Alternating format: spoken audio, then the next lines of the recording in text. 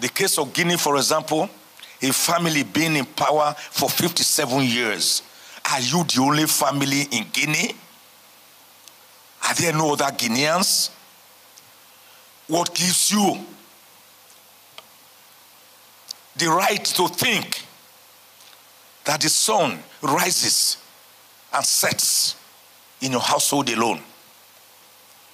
It is this kind of tightest approaches to governance,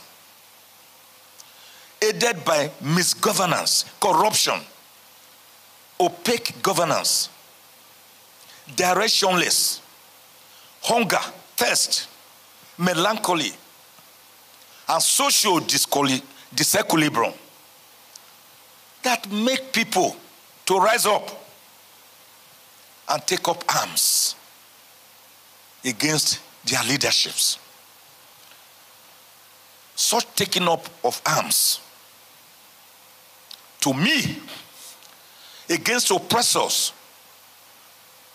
who masquerade under the thin guise of leaders, changing their constitutions at will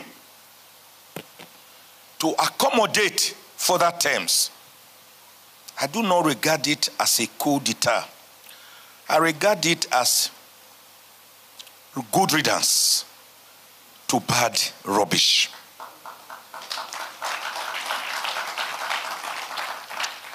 That is why I have written tons and tons of articles. My last outing on this was 40 pages. By the way, my keynote address today is 78 pages, but I'm just speaking to it. And I've sent it already to the Secretariat. My last outing on this was 40 pages, where I warned the Nigerian government not to lead or aid ECOWAS to go to Niger Republic to attempt to forcibly remove the interim military government, with Niger Republic having served borders with 7 states in Nigeria. The humanitarian catastrophe, displaced and dislocated people that you are going to cause will be unimaginable, added to our present insecurity, Boko Haram, armed banditry, kidnapping, hunger, thirst, disillusionment. Let me use this forum to warn the Nigerian government. Don't pay it. It is neither righteous nor justified to intervene. Not only because Niger Republic is a sovereign state, but also because we have no right to intervene and tell them how to govern themselves. Nigeria has never been told how to govern herself. From the first military purge of 15 January 1966, led by Major Kaduna Uzoguchukuma and other young majors, I didn't see the international community come here to tell us how to govern ourselves. The counter-coup, or rather, the counter-coup that removed General JTU Aguiyi-Ironsi, who ruled for 6 months, led by Murtala Mohammed, Danjuma and others, and the enthronement of a 32-year-old bachelor, later General Yakubu Gowon, to be head of state, who ruled for 8 good years between 1967 and January 15, 1970, the Armed Forces Day, when General Philip Effiong surrendered to General Olusegun Obasanjo. I didn't see the international community evade us or interfere in our foreign affairs. When Murtala Mohammed was killed, ambushed and killed in Ikoyi in 1976, and Olusegun Obasanjo was made head of state, with Yaradua as his deputy, I didn't see the international community come to tell us how to govern ourselves. When Obasanjo handed over power in 1979 to Alhaji Aliyu Shehu Usman Shegari, with Dr. Alex Ekweme Anigbo as his vice, I didn't see the international community come to lecture us how to govern ourselves. When that democratic government was forcibly overthrown by Major General Muhammadu Buhari on the 31st of December 1983, I didn't see AU or UNO or the International Human Rights Commission come to dictate to us how to manage our affairs. When gap-toothed General Ibrahim Badamasi Babangida, the man who described himself as the evil genius, removed Buhari from office on the 28th of August, 1985. I didn't see any international community intervention. When Babangida was forced by all of us in the civil society to abdicate power and step aside after counseling the most populist, the most transparent, the most credible elections ever held in Nigeria, not the farce and shambolic elections we have been having in the recent past, I did not see any international community come to tell us how to govern ourselves. When late Abacha removed the interim national nonsense, who they called interim national government, of business mogul and former chairman of USA, Chief Ernest Shonekan, in 1993, there were no international participants.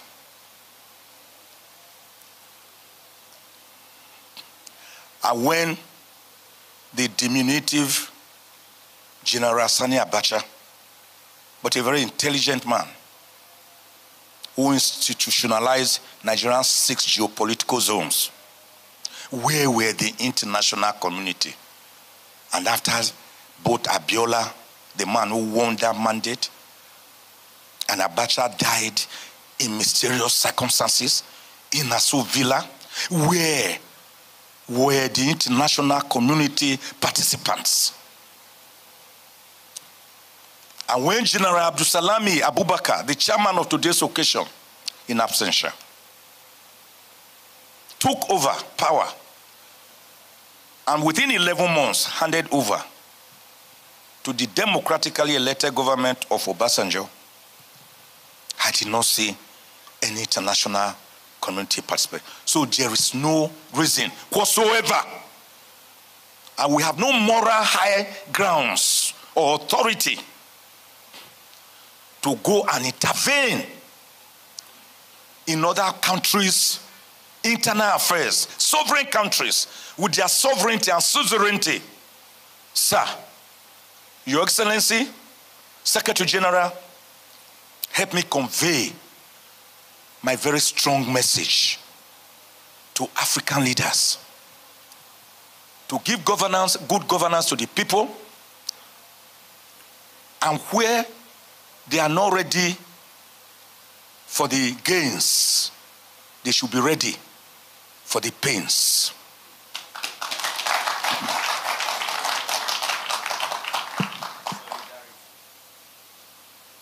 So international humanitarian law therefore seeks to achieve limitation of the effect of armed conflicts, to protect people who are not in armed conflicts or who are no longer participants. Maybe they have decided to quit. It it also limits the methods of welfare. It is a practical set of rules designed for the battlefield, rooted in ancient civilizations and even religions. Armed conflicts have received so much patronage in Africa. And Africa has been a major contributor to resolving armed conflicts across the world, whether from the First World War or the Second World War, the war in Burma, and others. But have these long years under colonial tutelage contributed anything to Africa in return?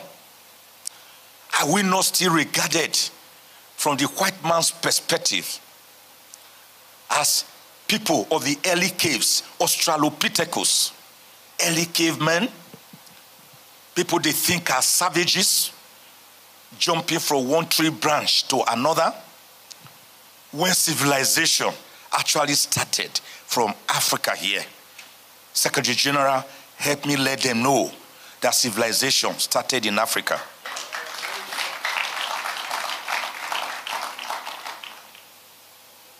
You may need to pick up the book, Walter Rodney's How Europe Underdeveloped Africa. You may need to read about slavery and slave trade that dehumanized humanity for over 500 years.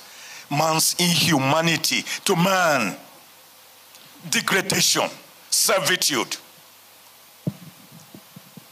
The great roles of unforgettable historical prodigies, Thomas Clarkson, William Wilberforce, our own Olaido Equiano, to abolish this slavery. And how Abraham Lincoln picked up the gauntlet and made the proclamation for the abolition of slave trade, which led to his prompt execution in 1865 during the wars between the Southern Confederacies and the American Union. Has Africa progressed? I do not know. Or do you? That should be one of the issues you must interrogate. Do you know that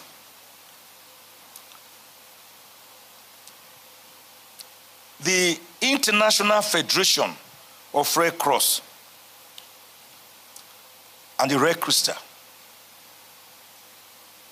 they have done a lot to helping your organization, your commission, to resolve humanitarian distress during armed conflicts, to the extent that this organization that started operating in Africa in 1995, with over 35 offices across Africa, employing over 8,000 staff, has spent or spends close to $800 million US every year on various humanitarian activities across Africa. So the law of armed conflict, also called the law of war, is a very ancient war. It's a very ancient concept with which international humanitarian law sets out to address and pose rules of engagement as to how to resolve conflict and how to treat war conflict situations, prisoners of war, and workers, humanitarian workers during wars. At the origin actually started, the Font Erigo, which is as old as history itself, started from the need for man to remove himself from the Hobbesian state of nature that I earlier mentioned. And it started with international customary law practices, ending up to the first Geneva Convention of 1864. Conflicts that started even by 1000 BC. So we had earlier war codes and norms before this Geneva Convention. Great jurists, priests, scholars, philosophers discuss these. The Art of War, for example, written in 500 BC by Sun Tzu, a great Chinese writer. The one by the Code of Manu, written in 200 BC. The 300 BC philosophy of Stoicism. The Age of Reason and Renaissance. It was not until in the 19th century, the 1864, with the enactment of the coming to force of the Geneva Convention, that we can say we had a reset of norms. But before then, a French and Austrian forces had fought in northern Italy on June 4, 1859,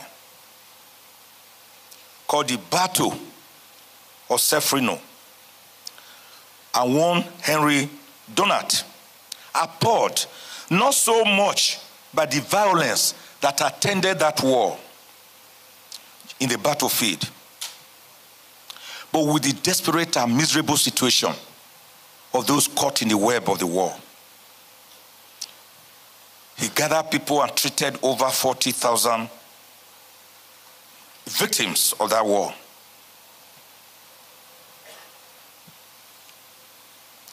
We had the members of the Society for the Public Good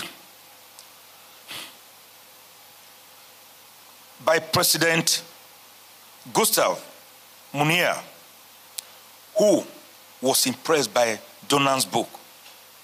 All these led to the formation of the International Red Cross, Red Crescent, and other bodies. So that 1864 Geneva Convention was arrived at for the first time to reduce armed conflicts, and they became regulated by general law.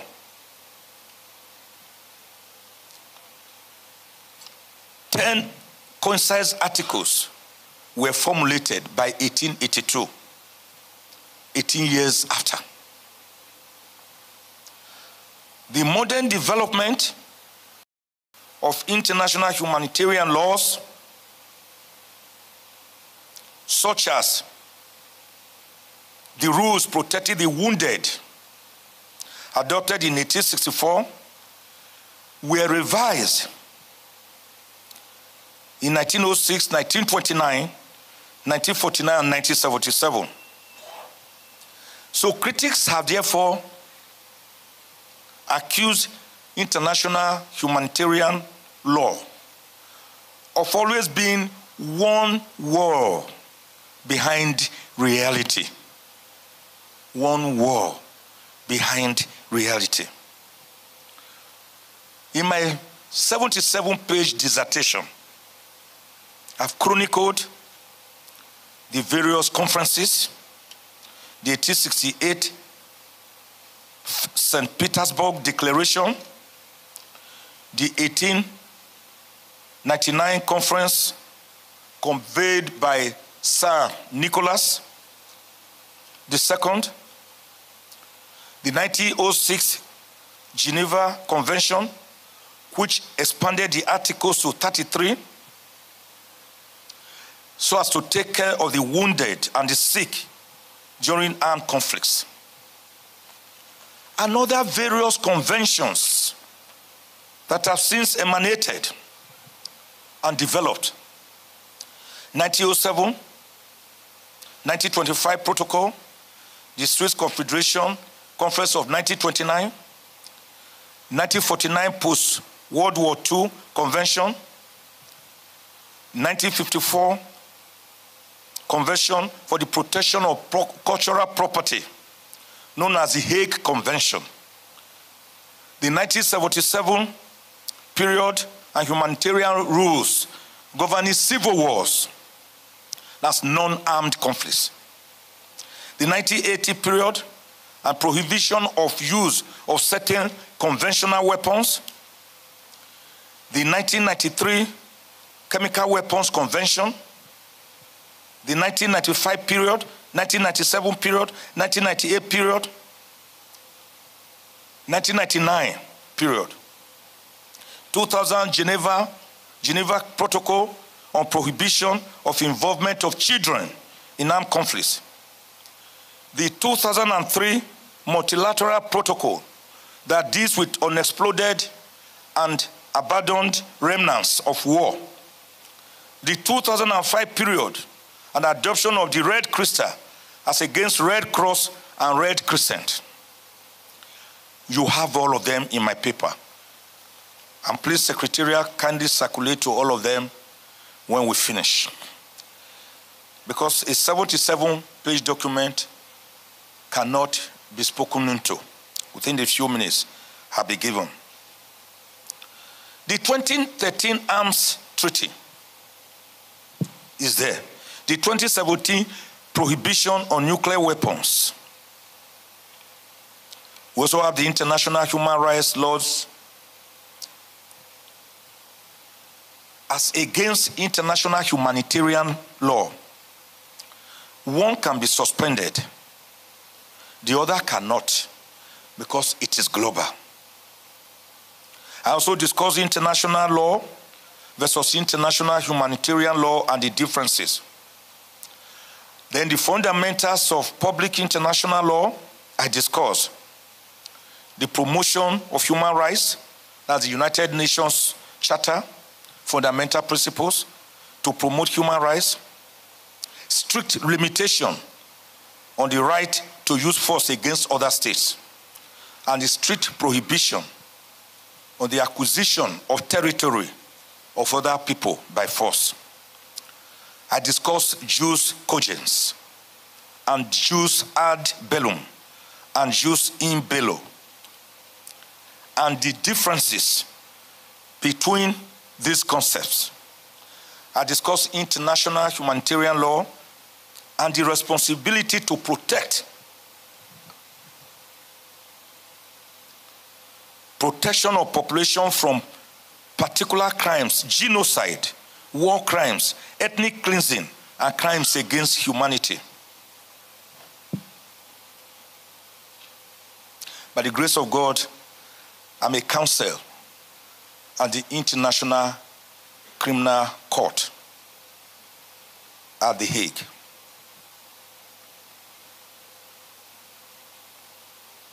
I also treated sources of international humanitarian law via treaties and customary international law.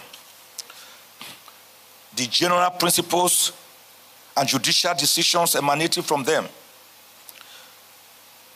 Then the basic concepts of international humanitarian law. Persons held in combat as people who are now out of combat or have surrendered. How do you treat them? Can you kill or injure an enemy who surrenders after they have quitted? What do you do with the weak and the sick? What of captured combatants and civilians? What of those involved in humanitarian services? What do you do with them? I dealt with methods of welfare, principle of reciprocity, the issue of respect for methods of warfare. I dealt with international armed conflict and non-international armed conflicts, that's civil wars, and the difference between them. I also dealt with other conflict situations. Then zeroed in on the law of armed conflict, which regulates the conduct of hostilities, including the use of weaponry and the protection of victims in situations of both international and non-international internal conflicts. I gave the example of the first Gulf Civil War of 1991. I discussed combatants and non-combatants, like medical personnel, chaplains, civil defense personnel, members of the armed forces who have acquired civil status, corps men, medical officers, chaplains, imams, technical crew, contractors, representatives, how to treat them. This law deals with them. Then I discussed the general principles of the law of armed conflict, which is that the fundamentals of it is to prevent the use of any kind of force which is not required for the purpose of resolving a war. That's the principle of proportionality. A war is simply to disarm and degrade and downgrade your opponents. It is not really meant to kill or to punish civilians. I discussed the principle of necessity, arrived at the 1868 St. Petersburg Declaration, and the principle of proportionality, which is also known as the principle of humanity, that military objectives are not to attack civilians as civilian objects. Then African and international humanitarian law, I looked at it in great detail. I looked at the armed conflicts and decades of atrocities from Angola to Burundi. Oh, this is generous of you. 10 minutes more? I thought it was 3. Thank you very much. From Angola to Burundi, Cameroon, Rwanda, the Rwanda genocide, the Hutus and Tutsis. I was there with my wife 2 years ago, and the young lady who took us on a sightseeing across the state, I asked her, where are you from? Are you Hutu or Tutsi? She said, no, sir, I can't answer that question. I said, why? He said, because I'm a Rwandese, I'm from Rwanda. I said, I know. Originally, were you from Hutu or Tutsi? He said, I'm sorry. All Rwanda people are regarded as one.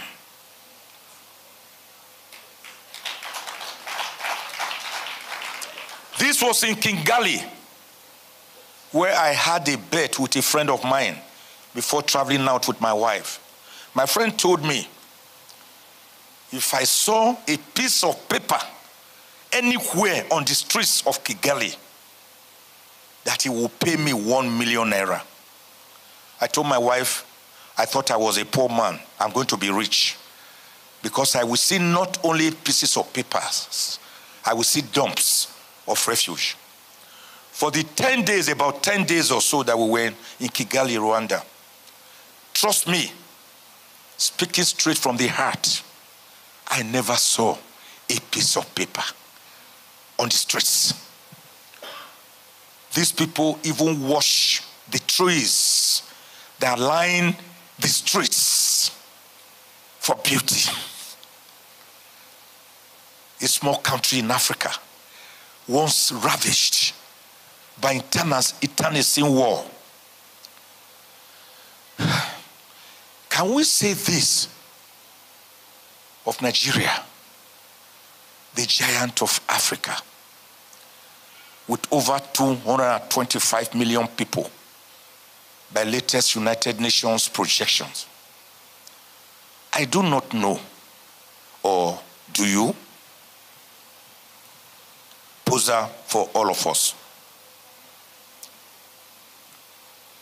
From Central African Republic to Chad, Cote d'Ivoire to Djibouti, Democratic Republic of the Congo, DRC, to Egypt, Eritrea to Ethiopia, Liberia to Libya, Mali to the Congo, Gabon to Nigeria, Niger to Sierra Leone, Somalia to South Sudan, Sudan itself, Burkina Faso, Mali, Uganda. The death toll alone in all these conflicts is overwhelming. During the Second Congo War, not less than 5.4 million people died. During the bloody 3-year Nigerian Civil War, not less than 3 million Biafrans were killed.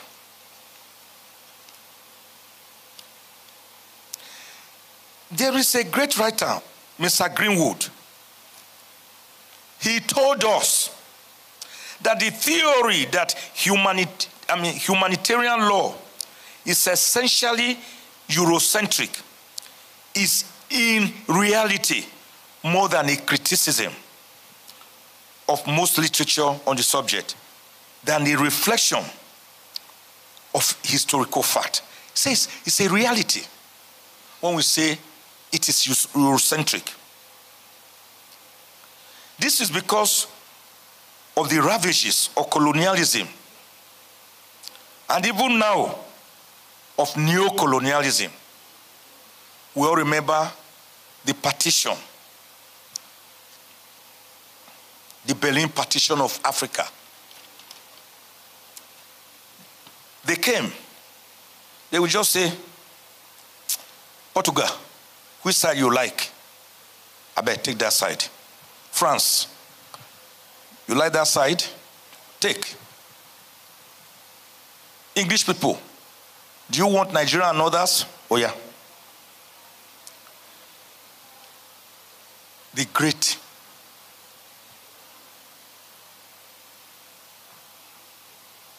I don't know how to put it. That was how Africa was divided and shared. So they have tried again and again to still believe that we are terra nullius, either no man's land or savages. Help me tell them we are not. Help me tell them that Africa, even if you look at the world map, is at the center, is the heartbeat of the world.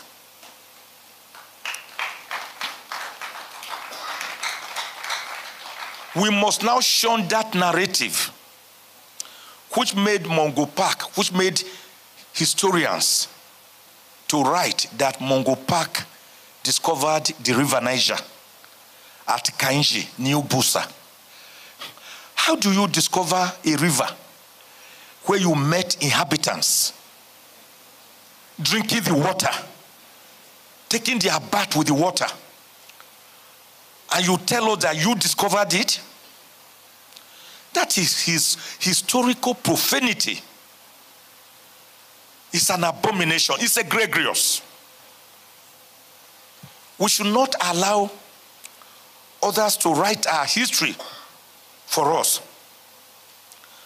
So my contention here is that in spite of Africa's great participation and contributions to the entire world, from World War I to World War II, to various wars, and to international peace and security, we are not accorded our rightful place. Africa needs to be accorded her rightful place. And the international humanitarian law, I will read my brother Dr. Ezekiyah's book later, and I hope you treated that very seriously, should now begin to beam its searchlight on its development in Africa, because a candle does not lose its flame by lighting other candles. Tell them that you cannot cover the sun with your finger. Tell them you cannot clap with one hand. The Western world, they need Africa just as Africa needs them.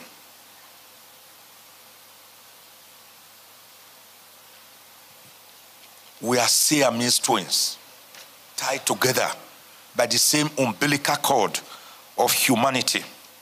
As I round up, I looked at how Africa tried in its own way to evolve in this scenario. The 2020 conference on silencing the guns by 2020,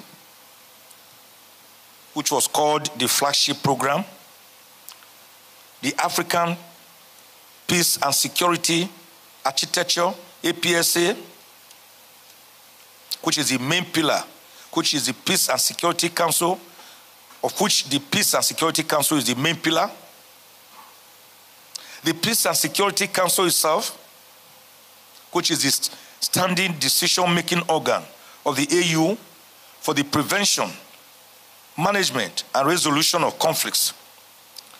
The protocol relating to the establishment of the Peace and Security Council, which was adopted on 9th July 2002 in Durban, South Africa, and came into force in December 2003.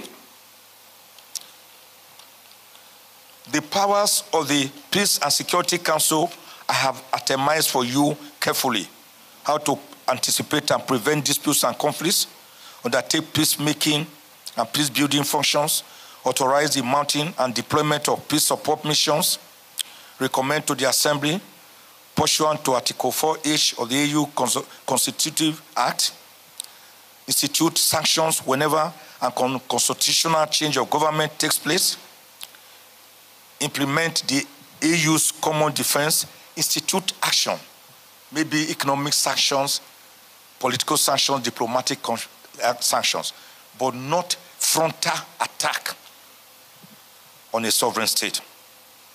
To promote harmonization and coordination of efforts between the regional mechanisms and the AU so as to promote peace, security, and stability in Africa. I discussed the panel of the WISE,